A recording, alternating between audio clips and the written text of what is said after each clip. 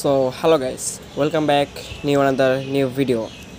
তো আজকের এই পর্বে আমি আমার যে ফ্ল্যাশ এফএস i6x ট্রান্সমিটার আছে সেটাকে রিচার্জেবল করব, মানে সেটার ভিতরে একটি ব্যাটারি ইনস্টল করব যাতে আমাদের আর আলাদা ব্যাটারি অ্যাড করতে না হয়।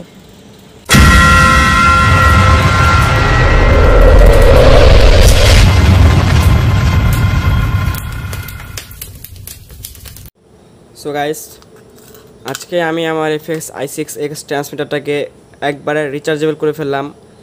ওই ডবল এ না যাকে ট্রিপল এ নামের ওই ব্যাটারিগুলো কিনতে কিনতে ফকির হয়ে গেছিলাম, বাট এখন আর ফকির হবো না, এখন বড়লোক হবো।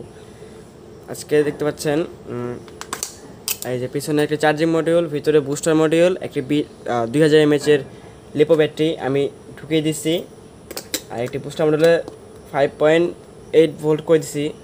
দেখতে পাচ্ছেন এটা কোনো ব্যাটারি নেই, জাস্ট ভিতরেই ব্যাটারি দেওয়া আছে। দেখতে পাচ্ছেন ট্রান্সমিটারটা একদম ওকে, একবারে কোনো জায়গা দিয়ে ফুলা নেই, একবারে সুন্দরভাবে প্যাক করে লাগিয়ে দিচ্ছি।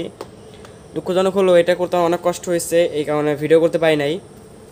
তাও আশা করি আপনারা সবাই বুঝতে পারবেন। আর যদি তাও আমার অনেকে করতে চান তাহলে আমার এক বড় ভাইয়ের চ্যানেল আছে, সে তার ট্রান্সমিটারকে রিচার্জেবল করছে, সেটার লিঙ্ক ডিসক্রিপশন দিয়ে দেবেন, ফার্স্ট কমেন্টে পিন করে দেবো।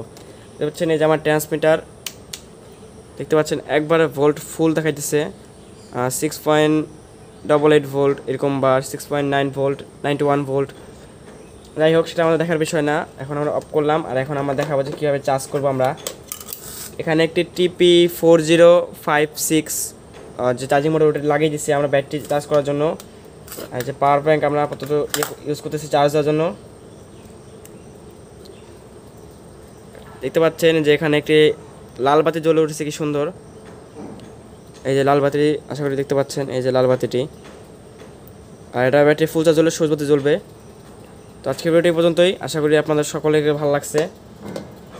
এই যে আমাদের ট্রান্সমিটারটা এখন ফুল ওকে, কোনো ড্যামেজ হয়নি। অনেক কী করে 18650 দুইটি ব্যাটারি একসাথে করে এবং ট্রান্সমিটারটা খেয়ে ফেলে। ভাই 18650 দুইটি ব্যাটারি এক লাখ করার কোনো দরকার নেই। 60 টাকার একটা বুস্টার কিনো, 200 টাকার একটা লিপো ব্যাটারি কিনো, ব্যাস হয়ে গেল। এতে কিছু কষ্ট করে 7-8 হাজার টাকা তোমাকে ট্রান্সমিটার দুটি 18650 ব্যাটারি অ্যাড করে নষ্ট করার কোনো মানে নাই। তো আজকের ভিডিওটা এই পর্যন্তই, আশা করি আপনাদের সকলের কাছে ভিডিওটি ভালো লাগছে।